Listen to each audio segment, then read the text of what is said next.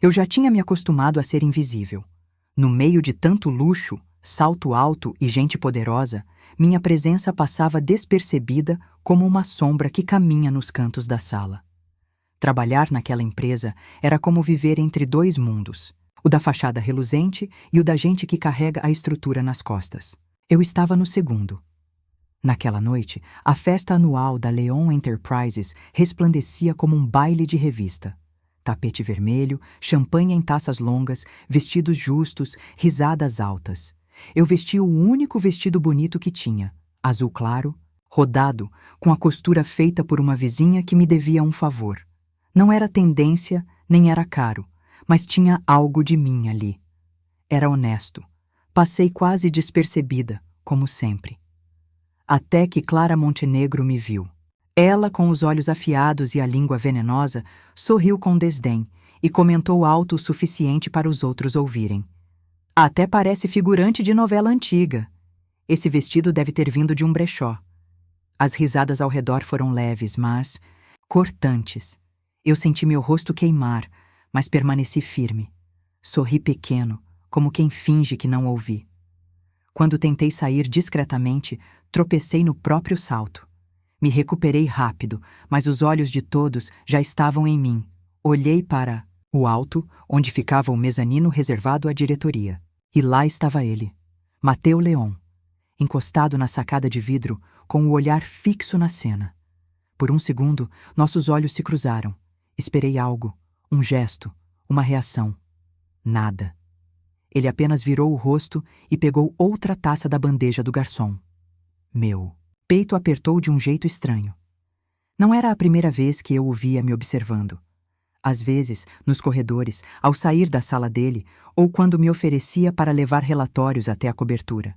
Ele me olhava como quem tenta entender algo que não faz sentido, mas nunca disse uma palavra sequer. Naquela noite, a indiferença dele foi mais dolorosa que a humilhação pública. Talvez porque, em silêncio, eu esperava que ele fosse diferente, que de alguma forma visse em mim algo que ninguém via. Uma tolice.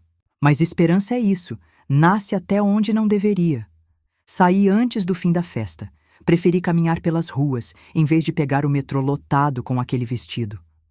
As luzes da cidade me acompanhavam como faróis de lembranças que eu não queria guardar. Quando cheguei em casa, tirei os sapatos, me olhei no espelho e percebi que meus olhos não mentiam. Eu estava cansada de ser invisível. Na manhã seguinte, voltei ao trabalho como se nada tivesse acontecido. Fiz café para os setores, entreguei os documentos pontualmente e nem mencionei a festa. Mateu passou por mim no corredor e, mais uma vez, nossos olhos se encontraram.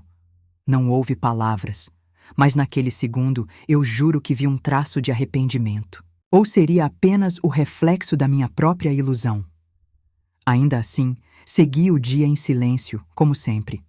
O que eu não sabia era que o mundo ao meu redor estava prestes a desabar. E eu, que nunca fui de causar impacto, estava prestes a me tornar o centro de uma tempestade que ninguém esperava. Os dias que se seguiram foram silenciosos, pelo menos por fora. Por dentro, eu era um amontoado de pensamentos que se atropelavam. Cada vez que via Mateu cruzar o corredor, algo em mim se retraía e ao mesmo tempo desejava ser notado. É estranho dizer isso, mas até o silêncio dele era barulhento para mim. Na quarta-feira, durante o intervalo, fui até a sala de café pegar o bule para repor na copa do setor de vendas. O lugar estava cheio, como sempre. Tentei passar com cuidado, mas Clara, com aquele olhar que nunca escondia o desprezo, estava lá com mais duas diretoras. Ao me ver, ergueu a voz com um falso tom de bondade. Luna, querida, está sempre carregando coisas. Já pensou em procurar algo mais adequado à sua simplicidade? As risadas vieram como socos. Tentei ignorar, como sempre fiz. Continuei andando com a bandeja nas mãos, cabeça erguida, coração apertado. Mas ao dar o segundo passo, alguém passou rápido por mim e esbarrou. Escorreguei. O café derramou. A bandeja caiu. Meu tornozelo virou e num segundo estava no chão. O silêncio que veio depois do tombo foi ainda mais cruel. Eu tentei levantar, mas senti uma dor aguda no pé. As lágrimas vieram sem que eu pedisse. Não pela dor física, mas pelo constrangimento. Todos ficaram parados, alguns cochichando, outros fingindo não ver. Clara cruzou os braços e soltou um suspiro de impaciência. Isso que dá andar pelos lugares onde não devia estar. Eu só queria desaparecer. Estava prestes a me arrastar até o canto quando uma voz cortou o ambiente. Como uma faca atravessa o silêncio. Luna! Levantei os olhos e vi uma figura inesperada entre os funcionários. Era Tomás Rivas, o homem que todos conheciam como o maior concorrente da Leon Enterprises. Alto, elegante, com um semblante decidido e um olhar direto nos meus olhos. Ele se ajoelhou ao meu lado, sem se importar com o terno caro. Não se mexa, eu vou te ajudar. Tomás me ergueu com cuidado, me apoiando contra ele. Ainda tonta pela dor e pela confusão, me deixei levar. Os olhos ao redor estavam arregalados, incrédulos. Mas o que mais me surpreendeu foi ver, ao fundo do corredor, Mateu. Estava parado, imóvel. Seu rosto era uma mistura de tensão e incredulidade. Mas mais uma vez, ele não fez nada, só olhou. Tomás me levou até seu carro, dizendo que conhecia um bom ortopedista e que eu não precisava me preocupar com nada. No banco do passageiro, com a respiração ofegante e o corpo ainda trêmulo, eu olhei para ele. Por quê? Você fez isso? Ele sorriu com um carinho que parecia antigo. Porque você merecia que alguém te enxergasse. E porque eu estava por perto. Enquanto ele dirigia, minhas lágrimas voltaram a escorrer. Não apenas pela dor no tornozelo. Era outra dor. A de perceber que, em poucos minutos, um estranho havia feito mais por mim do que Mateu fizera em todos aqueles meses. Naquele fim de tarde, eu deixei para trás não só o prédio da empresa, mas também uma parte da menina que sempre se calava. Algo em mim estava mudando. E o que viria depois? Eu ainda não era capaz de imaginar. Fiquei 2 dias em Barcelona, hospedada num pequeno flat que Tomás usava quando estava a trabalho. Ele não fez perguntas demais, apenas cuidou do meu tornozelo com a atenção de quem sabe que certas dores não se tratam só com gelo. E, por mais que meu corpo estivesse se recuperando, a minha cabeça ainda latejava por tudo o que havia acontecido. Do lado de fora, meu celular vibrava com mensagens de colegas, algumas preocupadas, outras curiosas, mas nenhuma de Mateu, nenhuma palavra, nenhum gesto, nem mesmo um recado protocolar. Isso doía mais do que eu queria admitir. Eu tentava me convencer de que não deveria esperar nada dele, mas algo em mim ainda insistia. No 3º dia, Tomás me levou até uma cafeteria na orla. Sentamos lado a lado, vendo o mar se mover com uma calma que me faltava por dentro. Ele me olhou com ternura, como quem já tinha visto a história antes de eu contar. Eu não trouxe você para cá para provar nada, Luna. Só achei que merecia um espaço onde pudesse respirar sem medo. Você tem noção de quantas vezes parou de falar no meio de uma frase por causa dos outros? Aquelas palavras me atingiram como um espelho. Eu era boa em silenciar. Tão boa que nem percebia mais. E talvez tenha sido exatamente isso que fez com que Mateu nunca me escutasse de verdade. Ou talvez ele só não quisesse. Enquanto isso, em Madrid, eu soube por mensagens que Mateu estava inquieto. Andava pelos corredores mais calado que o habitual, recusava reuniões e parecia sempre distraído. Isso me desconcertava. O homem que nunca demonstrou nada por mim, agora parecia abalado pela minha ausência. Sofia, a irmã dele, foi a única que se aproximou com honestidade. Me mandou uma mensagem curta, mas sincera. Você fez falta aqui. E acho que, por mais que ele negue, meu irmão sente a sua ausência como nunca sentiu nada antes. Li aquela frase várias vezes. Era difícil acreditar. Porque se ele realmente sentisse, por que não veio atrás de mim? Por que não disse nada? Ficar em silêncio quando se tem poder sobre tudo também é uma escolha. E a escolha dele foi me deixar partir. Naquela noite, deitada na cama do flat, olhei para o teto tentando entender o que exatamente me doía. Não era só o que aconteceu, com Clara. Era o vazio de quem esperava ser defendida e foi deixada sozinha. E talvez, no fundo, eu já soubesse que o orgulho de Mateu não era só dele. Era uma muralha que ele mesmo construiu para não se aproximar de ninguém. Mas algo ali estava rachando. E mesmo que ele nunca admitisse, a minha ausência estava ecoando onde antes havia apenas silêncio. Voltar para Madrid não foi uma escolha fácil, mas também não era o tipo de fuga que eu queria para mim. Depois de alguns dias em Barcelona, entendi que não era o lugar que precisava mudar, mas a forma como eu me colocava diante dele. Eu tinha deixado a empresa como uma sombra. Agora, voltaria como alguém que não aceitava mais ser ignorada. Cheguei cedo, como sempre fazia. O tornozelo ainda incomodava, mas o coração estava mais firme.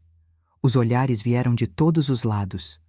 Alguns disfarçavam surpresa, outros cochichavam. O nome de Tomás andava pelos corredores como um sussurro constante, e eu sabia que a minha presença naquele momento era quase uma provocação para muitos. Clara me evitou durante todo o dia, mas ao final da tarde, ela não resistiu. Entrou na sala onde eu estava arquivando relatórios e me encarou com aquele tom enjoado de superioridade. Parece que você encontrou uma forma rápida de subir, não é, Luna? Sempre tem alguém disposto a bancar a heroína da vez. Fiquei em silêncio por alguns segundos, tentando escolher entre responder ou manter a dignidade. Mas, pela primeira vez, algo em mim falou antes da razão. Eu caí por causa da sua arrogância, Clara, e me levantei sem precisar passar por cima de ninguém. Você devia tentar também. Ela saiu bufando, e pela primeira vez senti que minha voz tinha um peso que eu não conhecia. Mas foi depois disso que algo mais inesperado aconteceu. Sofia me chamou até a cobertura. Ele não para de andar em círculos, disse antes de abrir a porta da sala. Mateu estava ali, sozinho, em pé diante da janela, como se esperasse algo que nem ele sabia nomear. Ao me ver, congelou por um instante. Seus olhos, que sempre foram difíceis de decifrar, pareciam turvos, confusos. Luna. Foi tudo o que conseguiu dizer. O silêncio entre nós era como um campo minado, e eu não sabia por onde pisar. Só vim devolver os relatórios que estavam comigo. Falei, sem conseguir sustentar o olhar. Ele se aproximou, mas manteve distância. Estava diferente, menos blindado, talvez, mas ainda tão distante quanto antes. Você está bem? Perguntou, com uma voz mais baixa do que eu lembrava. Agora estou. Houve um segundo em que pensei que ele fosse dizer algo mais. Mas como tantas outras vezes, ele apenas assentiu com a cabeça e voltou o olhar para a cidade. Saí dali com o coração dividido. Parte de mim queria acreditar que ele estava tentando. A outra, cansada de esperar por migalhas de atenção. E, naquela mesma semana, as notícias começaram a circular. Clara havia enviado um documento ameaçando processar a empresa por assédio moral invertido. Tentava se colocar como vítima, como sempre fez. E mais uma vez, Mateu não se posicionava. Era como se a ponte entre nós, que já era frágil, tivesse finalmente ruído. E do outro lado, eu não sabia se ainda queria encontrar alguém que sempre escolheu o silêncio. Nunca imaginei que aquele caderno velho de capa dura azul teria algum destino além da minha gaveta. Eu o carregava há anos, escrevendo ali pequenos pedaços dos meus dias, mais como um desabafo do que um registro. Era o único lugar onde eu dizia tudo o que jamais tive coragem de falar em voz alta. Mas naquela semana confusa, no meio de idas e vindas, acabei esquecendo o diário na minha antiga gaveta da copa. Nem me dei conta, até que recebi uma mensagem de Sofia.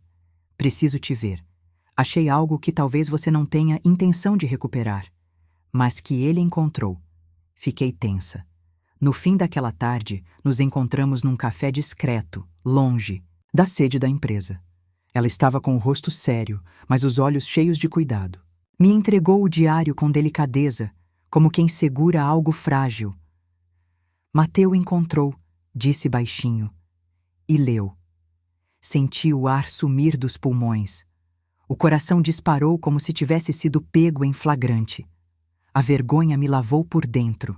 Aquele diário era um refúgio, mas também um espelho.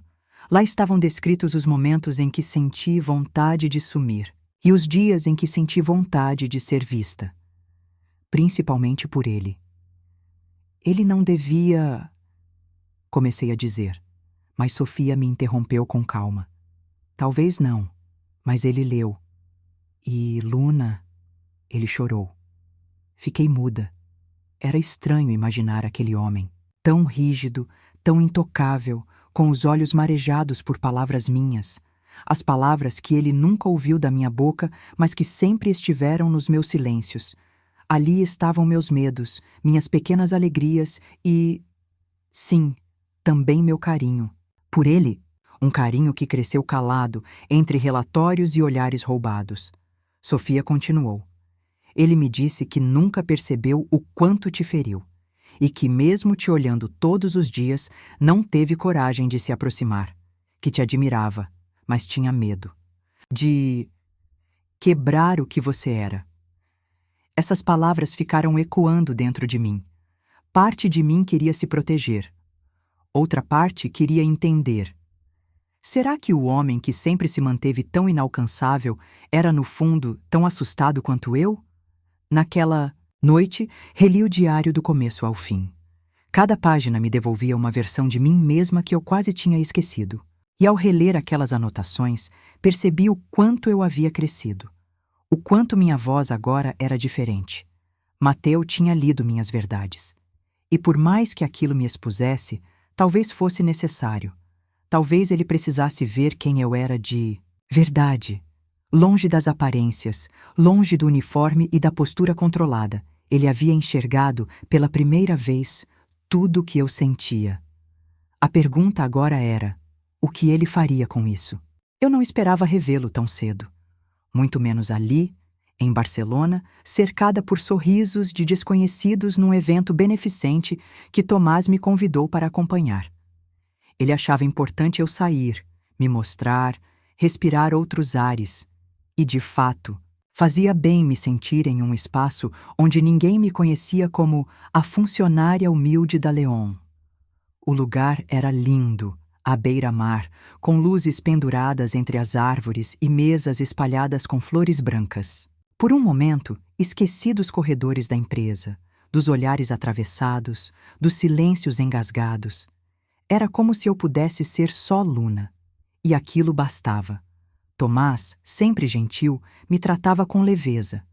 Não fazia perguntas que eu não queria responder, nem tentava invadir o espaço que ainda guardava feridas.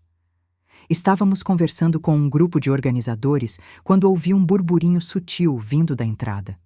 Virei o rosto e ali estava ele. Mateu.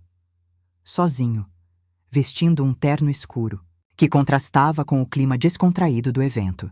Os olhos varriam o ambiente como se procurassem algo ou alguém. Quando me viu, congelou por um instante. E eu também. O ar pareceu pesar. O coração, esse traidor, acelerou como se estivesse me puxando de volta para uma história que eu mal consegui deixar para trás. Ele veio em minha direção devagar, como se cada passo carregasse uma dúvida. Tomás, atento, percebeu.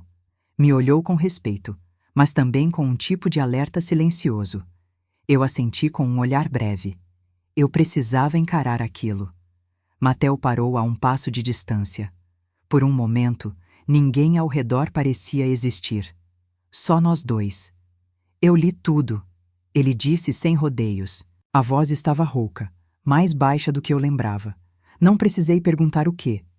E ele respirou fundo. Os olhos, que sempre foram frios como o mármore da sala de reuniões, agora estavam vermelhos. Mas não havia desculpas, nem pedidos. Só dor. Eu te vi todos os dias e, ainda assim, não enxerguei nada.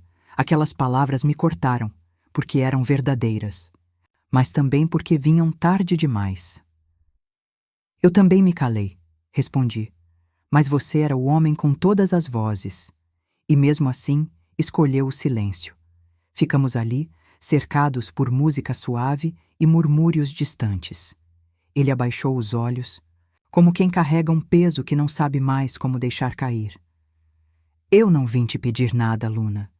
Só precisava que você soubesse que eu senti. Tarde, mas senti, assenti devagar. Aquilo doía, mas também era um alívio. A dor reconhecida não cura, mas cicatriza com mais dignidade. Obrigada por dizer, respondi, com um nó na garganta. Ele recuou um passo, respeitosamente. Sorriu com tristeza e se afastou. Não houve abraço, nem toque, apenas um fim silencioso, o mais sincero que ele já me deu. E, ali mesmo, percebi que às vezes o amor não é sobre quem segura, mas sobre quem tem coragem de deixar ir. Nos dias que se seguiram ao encontro, eu não soube exatamente o que sentir. Havia uma paz estranha, como se alguma parte de mim tivesse finalmente conseguido respirar. Mas havia também um vazio, aquele que fica quando algo termina sem barulho, sem escândalo, sem final feliz. Apenas termina. Mateu tinha me dito tudo o que guardei por tanto tempo que jamais imaginei escutar. Mas as palavras, por mais sinceras que fossem, não mudavam o passado. Elas apenas o iluminavam. E a luz, às vezes, mostra mais feridas do que caminhos. Tomás respeitou meu silêncio. Não me pressionou com perguntas nem esperanças. Apenas seguiu comigo, oferecendo seu tempo como quem entende que presença é, muitas vezes, o maior cuidado que se pode dar. Ele era gentil, calmo. Mas eu não estava pronta para receber mais do que isso. Não ainda. Naquela manhã, antes de voltar a Madrid, deixei um envelope na recepção do hotel onde Mateu havia se hospedado. Nele estava o diário, com algumas partes grifadas por mim.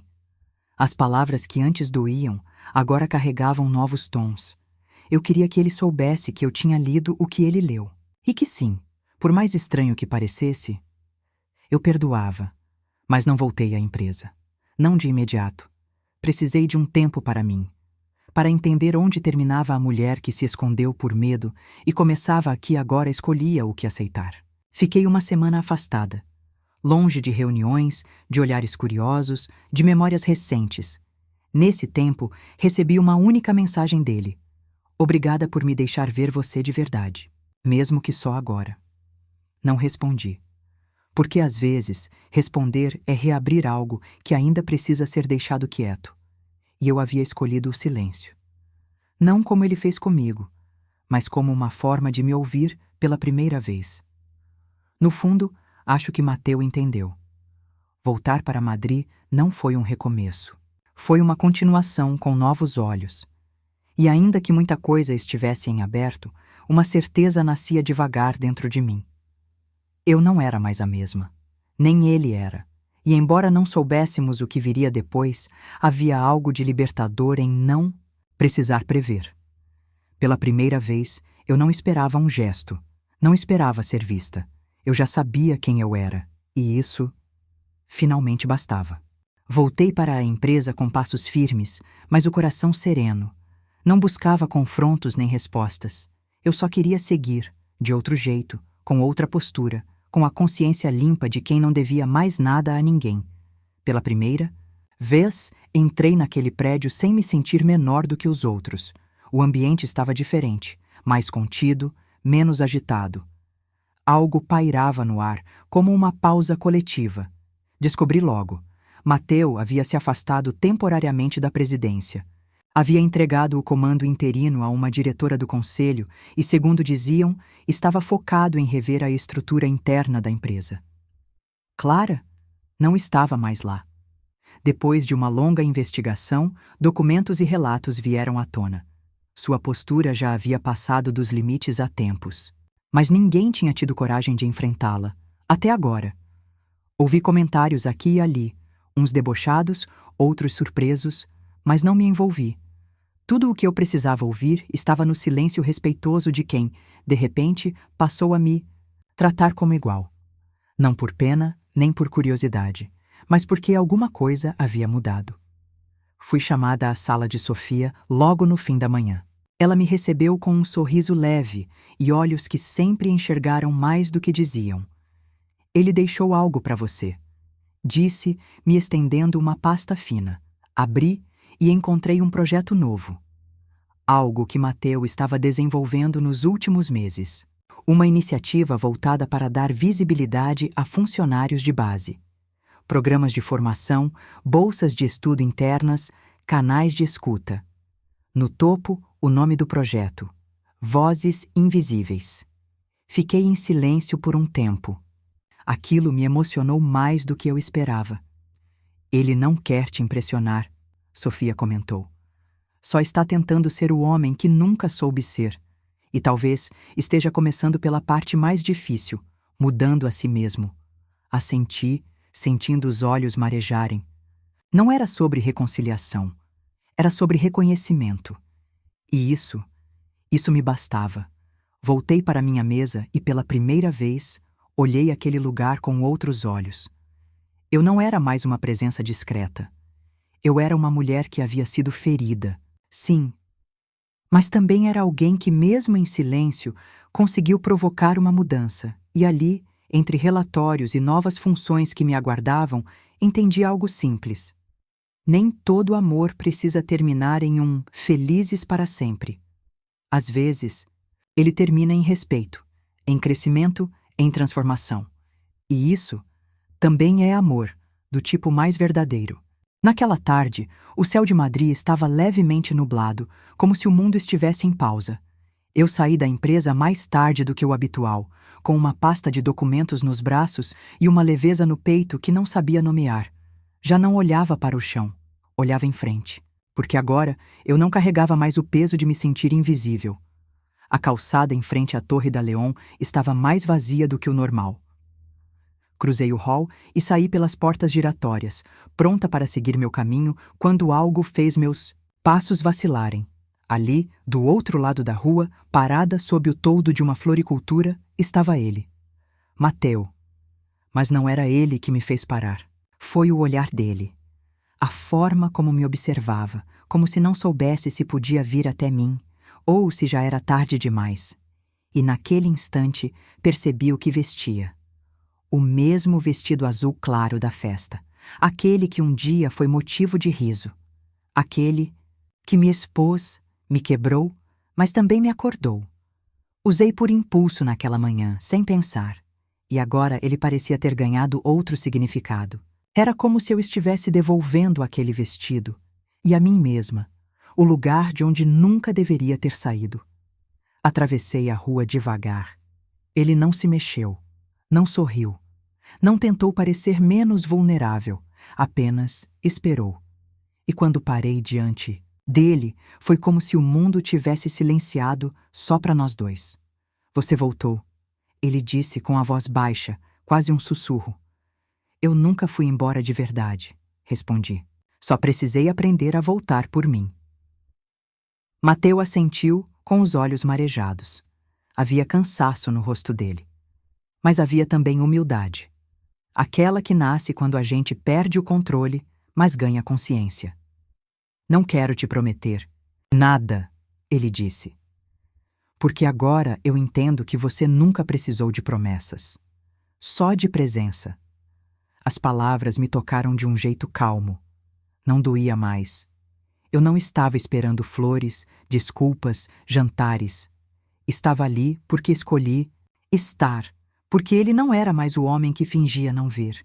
E eu não era mais a mulher que se encolhia por não ser vista. Eu só quero caminhar, falei. Sem pressa, sem medo, ele estendeu a mão sem forçar. E eu, sem hesitar, segurei. Não houve beijo, nem declaração. Só um gesto. Um entrelaçar de dedos que dizia tudo o que as palavras já não sabiam dizer. Caminhamos em silêncio pela rua, lado a lado. Não como quem reata um romance, mas como quem, finalmente, começa uma história. Não sei em que momento exato ele começou a mudar. Talvez tenha sido naquele corredor vazio, quando me viu no chão e não se moveu. Ou talvez tenha sido depois, quando leu minhas palavras em silêncio e finalmente me enxergou como mulher. Não, como função. O que sei é que aos poucos Mateu passou a existir de outro jeito. Não mais como o CEO inalcançável, mas como alguém real, que cometeu erros, se calou demais e agora aprendia a falar, não com discursos, mas com atitudes. Não voltamos a ser como antes. Na verdade, não voltamos a ser nada. Começamos outra coisa. Algo que não tinha nome, nem definição pronta. Uma construção, dia após dia. Olho no olho. Sem pressa, sem pressões. Ele passou a me procurar com leveza. Trazia cafés, perguntava como eu estava, não como uma obrigação, mas com real interesse. Quando me convidou para conhecer o novo andar de projetos sociais, onde o programa Vozes Invisíveis tomava forma, eu entendi. Ele não estava apenas tentando me reconquistar. Estava tentando ser digno daquilo que um dia passou diante dele. E ele ignorou. Esse espaço foi feito para que ninguém mais se sinta invisível aqui dentro. Disse, me mostrando a sala com paredes de vidro e cartazes com fotos de funcionários de base. E quero que você lidere esse projeto. Fiquei muda. Não esperava aquilo. Mas, ao mesmo tempo, algo dentro de mim dizia que fazia sentido. Que aquela era a minha hora de transformar dor em ponte. Voz em ação. Aceitei. Não por ele, mas por mim. Por todas as vezes que engoli o choro no banheiro. Por cada humilhação silenciosa. Por cada dia em que quase desisti. Aos poucos, minha história passou a ser conhecida por outros setores. Não como fofoca, mas como inspiração. Pessoas que nunca ousaram falar começaram a se posicionar. E eu? Eu descobri que a coragem, quando nasce, não morre fácil. Mateu não tentou apressar nada entre nós. Respeitou meus tempos, minhas pausas, meus limites. E isso, por si só, era uma forma de amar. Em um sábado comum, ele me convidou para caminhar no parque. Sentamos sob uma árvore e ele, depois de um longo silêncio, disse: Eu não sei o que vai ser da gente, Luna, mas quero estar por perto para descobrir. Sorri com o coração tranquilo. Já é um bom começo, e foi. O começo de uma história sem contos de fadas, mas com verdades. Sem grandes promessas, mas com presença. Sem garantias, mas com escolhas diárias. Hoje, quando entro naquele prédio, ainda me emociono. Não por lembrar do que sofri, mas por ver até onde fui capaz de ir.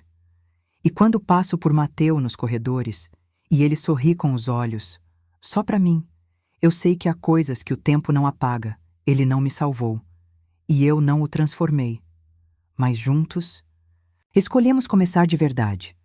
Às vezes, o verdadeiro amor não chega com flores ou declarações grandiosas, mas com o reconhecimento silencioso de que erramos e a coragem de mudar. Mateu precisou perder Luna para finalmente enxergá-la, enquanto ela precisou ser ferida para entender seu valor. Mas e você? Se estivesse no lugar dela, teria perdoado? Teria tido forças para voltar? Ou se fosse Mateu, teria esperado tanto tempo para demonstrar o que sentia? A vida é feita de escolhas e nem sempre temos uma segunda chance. Clique no vídeo que está aparecendo na sua tela agora para continuar essa jornada de autoconhecimento e refletir sobre os sentimentos que muitas vezes deixamos de lado. Se essa história te tocou de alguma forma, inscreva-se no canal para não perder nenhuma das próximas. Aqui cada história é feita para falar com o coração. Até a próxima.